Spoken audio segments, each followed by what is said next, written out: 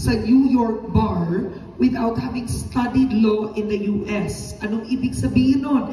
It means that she passed the New York bar without studying there so she can practice law in the United States.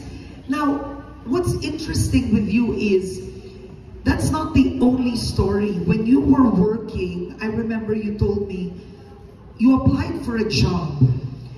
Were you a tourist visa ka ba na? You applied for a job and hindi ka tinanggap.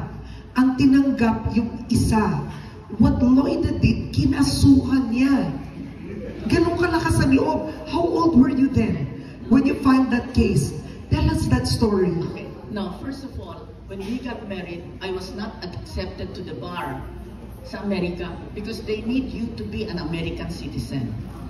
Pero, noong 1973, Supreme Court of the United States said, citizenship of being an American has nothing to do with being a good lawyer. So, knock out you. You don't have to be an American citizen. Apply agad ako.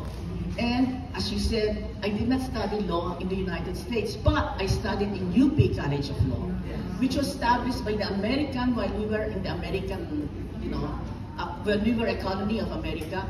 1908, America established UP College of Law. And all of our laws that we were studying were based on American law, constitution, administrative, insurance, lahat yun, except Siete Partidas. The criminal law is copied after Spain because we were under the Spanish rule. Civil law was copied also under Spain. But everything else is from America.